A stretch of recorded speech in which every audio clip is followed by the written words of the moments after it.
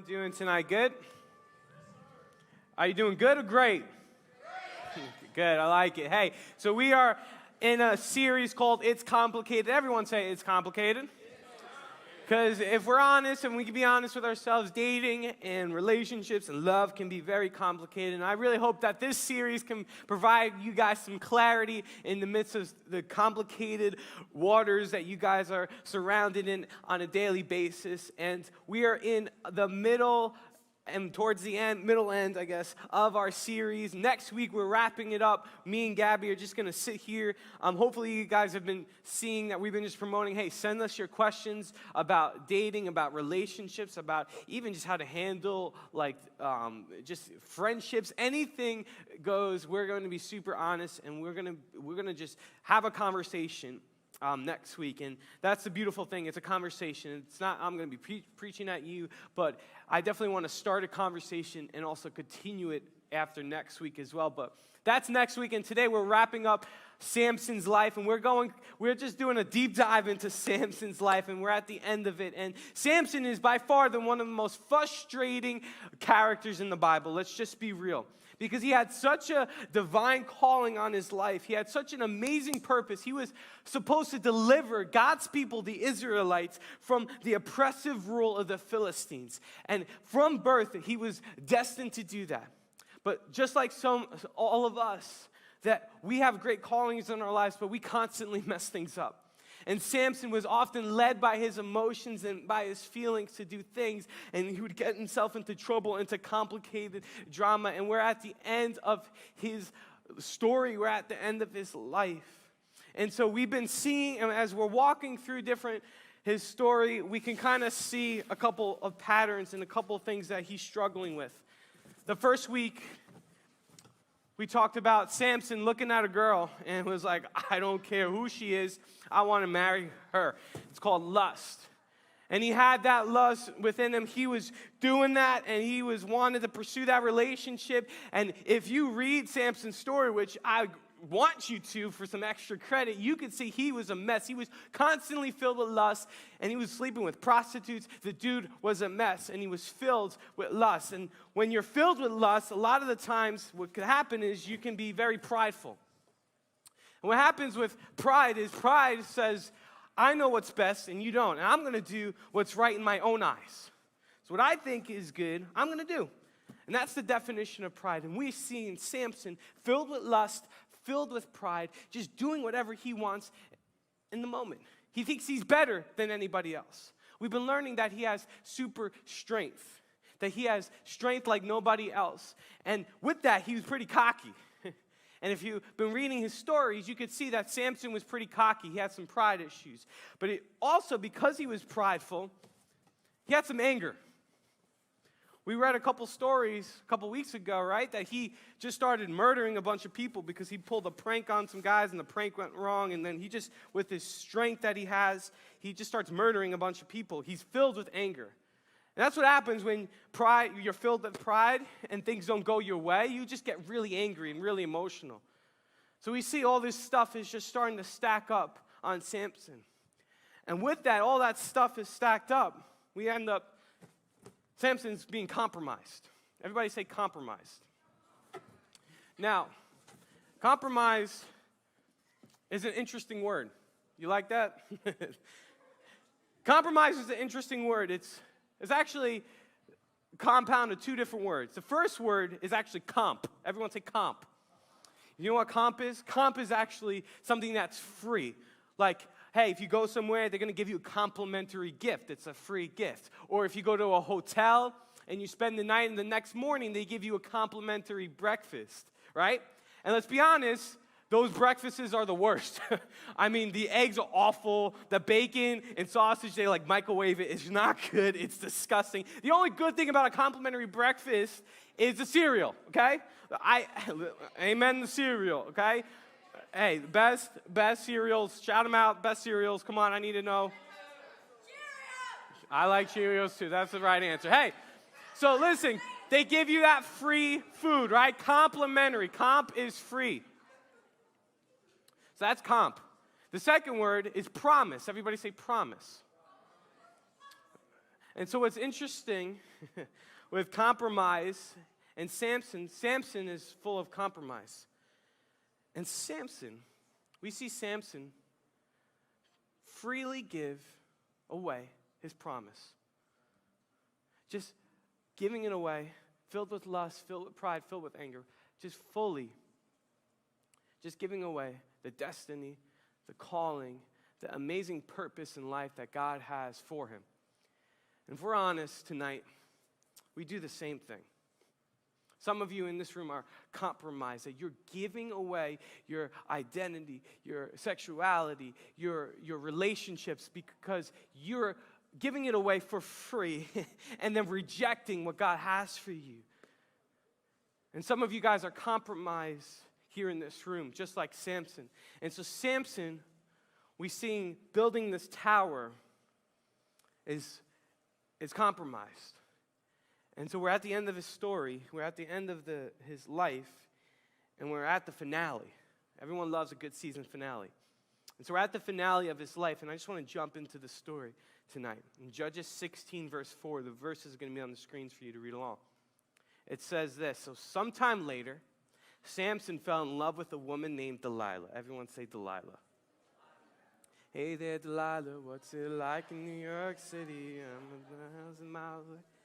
Girl named Delilah. Samson's at it again, right? He's fully compromised, full of lust, pride, whatever works for him, he's going to do it. He's fallen in love with a girl named Delilah, getting himself into the same trouble over and over again, not learning the lessons because he's filled with pride. He could just get away with it, right? If you read his story, Samson gets himself into trouble and then just kind of avoids the situation. Some of you guys are really good at that. You know how to sneak behind your parents' back. You know how to sneak behind the teachers because you're really good at doing what you want to do and just getting away with it, so you don't get in trouble. That's what Samson's story is. And so we see him fall in love with a girl that he should not fall in love with, who lived in the valley of Sorek, and the rulers of the Philistines, Samson's enemies, went to her and said, entice Samson. We learned that word last week. Entice, deceive Samson, trick Samson. Because we see he's compromised. We see he's got some issues. We see he's sleeping with prostitutes. We see you can really entice him because he's filled with lust, filled with pride. Entice him, trick him. Because he's so easy to be tricked. And the Philistines said, to tell you what makes him so strong. Samson was super strong. He had a Nazirite vow, which I've been saying this entire series, just to go over it. A Nazirite vow was, one, you couldn't touch anything dead, okay? So you couldn't touch anything dead, and is given to that time and that specific. It's not applied to today, but that Nazirite vow was given. He couldn't touch anything dead, which makes sense because I don't want to touch anything dead. But you guys like to shoot squirrels and touch them, so but whatever, that's weird. But what that represented was because he was supposed to be clean on the inside and also on the outside. But we see in Judges 14, he touches something dead. We skipped that story, but he broke that rule. He was also not allowed to drink. And he broke that rule in the first week because he had a bachelor party. So he broke those two rules. And the third rule, which is kind of weird, but he was not allowed to cut his hair. So just picture this dude. Some theologians say he was just like a normal-looking dude, but super strong. And he had a long hair. Really long flow, yeah. He had really long hair. And his hair, he believed, was to symbolize his strength. And so he was not allowed to cut it because it symbolized his strength. And so they want to know why he's so strong. And so the Philistines go on and they say, how can he be overpowered and tied up securely? And then each of us will give you 1,100 pieces of silver. Now, commentators say that much amount of money was roughly, in that time period, 31 years of salary. 31, she don't got to work for 30 years. They're really bribing Delilah to try to figure out his secret. So Delilah said to Samson, please tell me what makes you so strong and what it would take to tie you up securely. You like my accent, my Delilah accent? I was working on that all week. Samson replied, if I were tied up with 7 bowstrings, that have not yet been dried, I would become as weak as anyone else. So the Philistine rulers brought Delilah 7 new bowstrings, and she tied Samson up with them. And she hid some men in one of the inner rooms of the house, and she cried out, "Samson, the Philistines have come to capture you." But Samson just snapped the bowstrings as pieces of string snaps when it's burned by the fire. And so the secret of his strength was not discovered. Afterward, Delilah said to him, "You're making fun of me and telling me lies. Now, please, please, please tell me how you could be tied up securely." Samson replied, "If I were to be tied up with brand new ropes that have never been used, I would become as weak as anyone else." So Delilah took new ropes and tied him up with them. The men were hiding in the room as before, and again Delilah cried out, "Samson, the Philistines have come to capture you." But again, Samson just got away with it. Snapped the ropes from his arms because he's super strong, as if they were just thread. And then Delilah said, "You've been making fun of me and telling me lies. Now please tell me how you can tie me up." Samson replied, "If you were to weave the 7 braids of my hair into the fabric on your loom and tighten it with the loom shuttle, I would become as weak as anyone else." So while he slept, Delilah wove the 7 braids of his hair into the fabric, and then she tightened it with the loom shuttle, and again she cried out, "Samson! They're at it again! They have come to capture you!" But Samson woke up, pulled back the loom shuttle, and yanked his hair away with the loom and the fabric. And then Delilah pouted, "How can you tell me I love you?" She said it. Boys, just a word of advice. She said, your girl says that, man, you got to be concerned. "How can you tell me I love you when you don't share your secrets with me? You've made fun of me 3 times now, and you've not told me what makes you so strong." She tormented him, her nagging day after day until he was sick to death of it. Do you notice something when I was reading all that? Delilah's, amen. So don't marry someone that's whining. Listen. See, Samson, we see he's pretty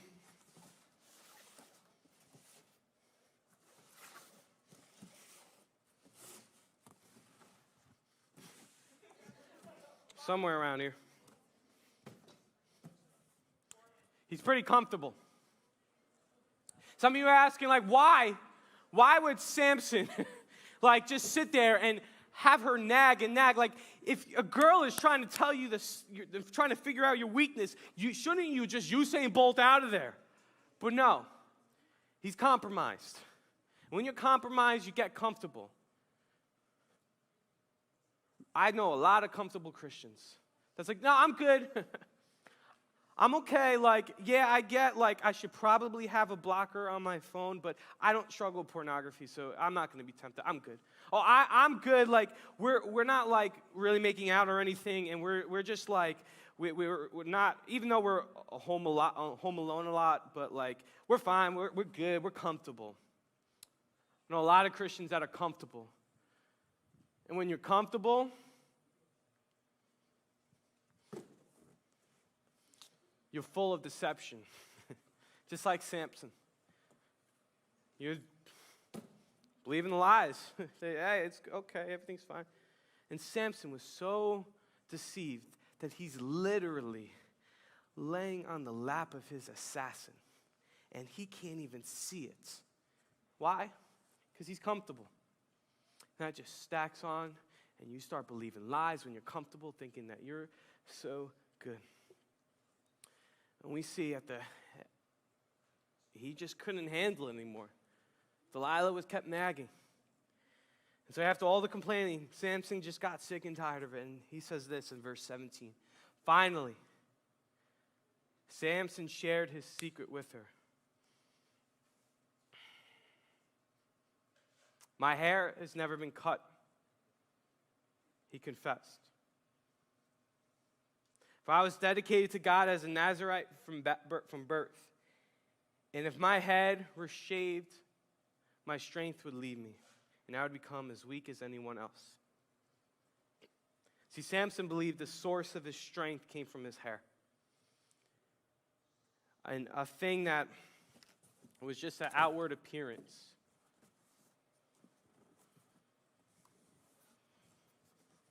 And he placed his identity in that. And so many of you are placing your worth and identity on so many things that you can grab in life, and so many things that are just kind of worthless. They could go away at an instant. Some of you, it's like your accomplishments, your material possessions, the things that you can buy. That's where you place your worth. And just like Samson, he placed his worth in his hair. Some of you ladies place your worth on your looks. Some of you place it on clout or possessions. And some of you place it on things that will fade. And your emotions, your things that like you can change over time.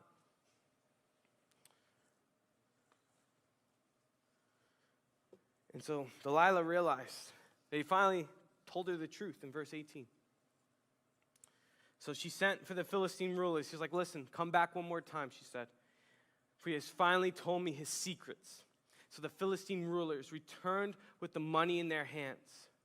Delilah lured Samson to sleep with his head in her lap. And then she called in a man to shave off the 7 locks of his hair. And in this way, she began to bring him down.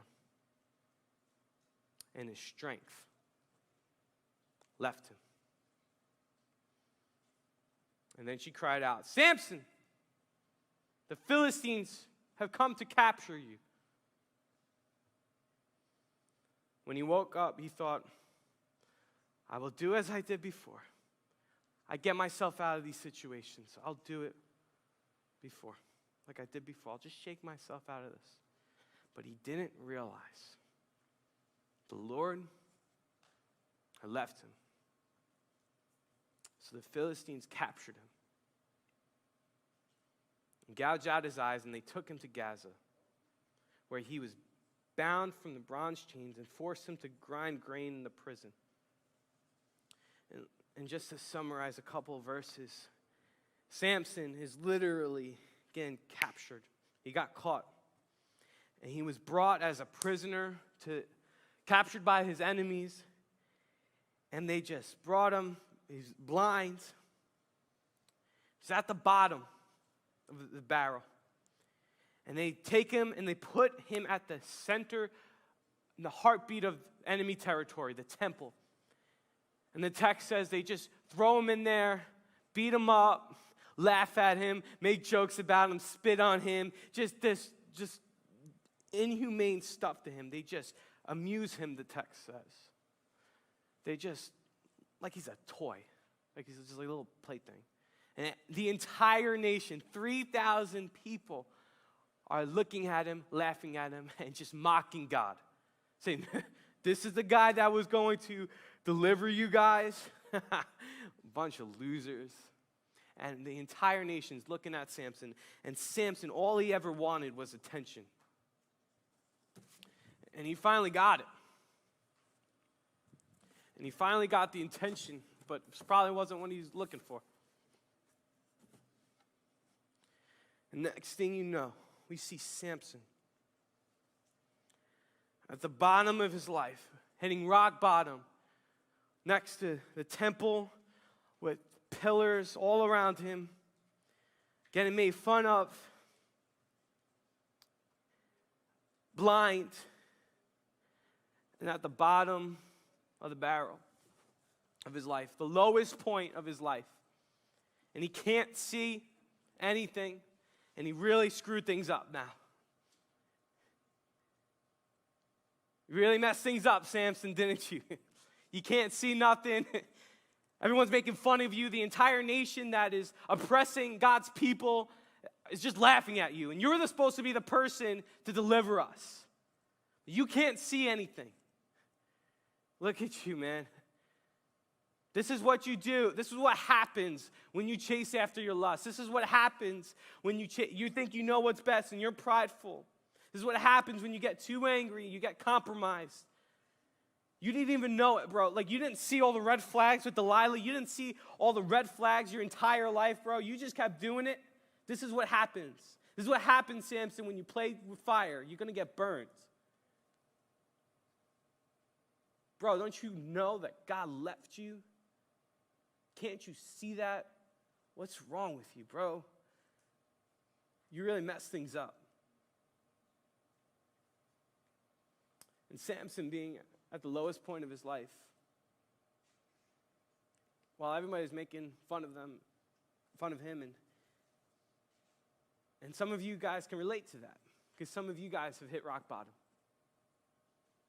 Maybe you're heading towards rock bottom, or maybe you are at rock bottom, or you're like Samson, you get away with a lot of stuff. You feel like you're the king of the world, the queen of the world. You could do whatever you want, and you're not going to get caught.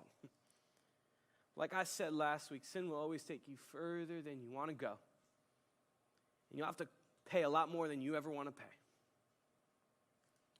And so some of you are at the rock bottom of your life. And it's funny because Samson, being at the rock bottom of his life, at the bottom of the well, he can only do one thing. He looks up. And that's some of you. The only thing you could do right now is just look up. And in verse 28, he says this. The sovereign Lord, God who has the authority, that's what sovereign means, is God who's in control, the God who I should have been listening to, Lord, which means master, which means the person that I should have been listening to and following, and the person that should be in control of my life but wasn't. I didn't allow him to be. Remember me one more time. And please give me the strength. Please strengthen me one more time. And at the bottom of his life, with Samson literally blind, for the first time ever, Samson finally sees clear. Without any eyes, he finally could see clear. Because his strength didn't come from his muscles, it didn't come from his accomplishments. His purpose in life didn't come from his sexuality or his strength or his accomplishments or anything that he can achieve. He realized at the bottom of the barrel where his purpose and where his strength came from. And it comes from God and God alone. And the text goes on to say, he just rose up from the bottom. And that God was merciful and gave him grace. And gave him the strength to destroy the temple, to destroy the prison that he built and he put himself into. By God's strength and his strength alone was able to take down the thing that he built himself. All the sin, everything that oppressed him. He was able to destroy the temple and accomplish what God wanted to accomplish in his life. The oppressive rule of the Philistines. And he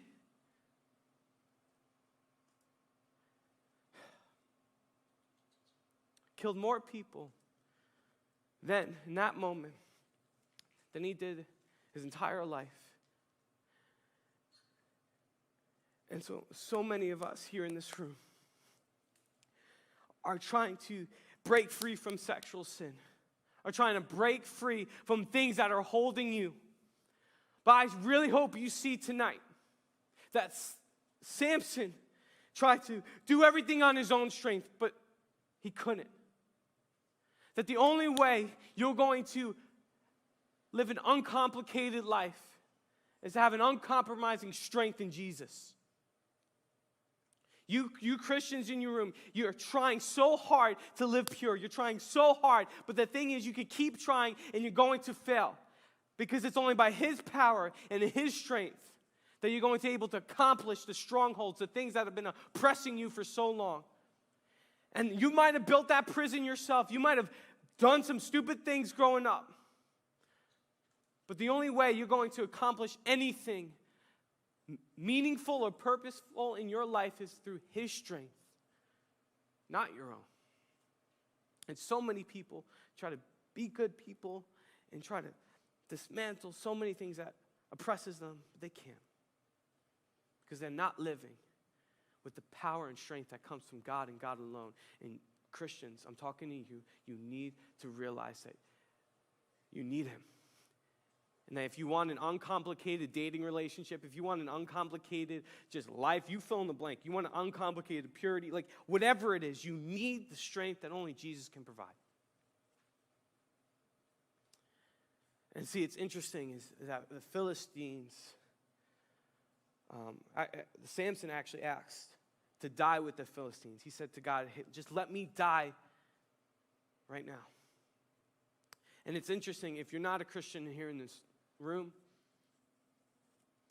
that's the call that Jesus wants. If you want to follow Jesus for the rest of your life, that's what he's asking you to do. He's asking you to die to yourself. He says this in Matthew 16:25. He says, if you try to hang on to your life, if you try to grab some purpose, if you're trying to grab some meaning in your life, you'll lose it. If you're trying to grab some identity, if you're going to try to grab some purpose, or you're trying to grab something that could give you some comfort, you'll lose it. You'll lose it. Jesus says this, if you want. But if you give up your life for my sake, for my name's sake, you'll find it. And you'll save it. So that's the call. It's hard, but it's worth it. And so many of you, you're going to try to build your own pillars, and you're going to try to hang on to your life. But I'm telling you, I'm letting you know now, that you're just building your own prison. See, sin and culture, what culture says, what the world says, is trying to promise freedom. But all it really ever returns is chains, because you become a slave to your sin. You become a slave to the things that hold you. And so if you're not a Christian tonight, my bottom line for you is this, is uncomplicated life requires an uncompromising surrender to Jesus. Because if you want to find your life, if you want to gather purpose, you can only find purpose in the thing that made you and created you. And following Jesus is a call to die to yourself daily. It is. And so there's a lot of you guys in this room tonight, as I wrap up. There's a lot of you guys in this room tonight. And there's so many different types of people and so many different types of stories. And I'm not trying to promise you that life is going to go every way you want it to go, and things are going to always work out for you in the way you want it to, but I'm telling you this. The thing that I just keep going back to, the thing that the leaders keep going back to, is that when we surrender to Jesus, and when we find our strength in Jesus, we can kind of see clear. We can see clear. So let's pray together as we wrap up tonight.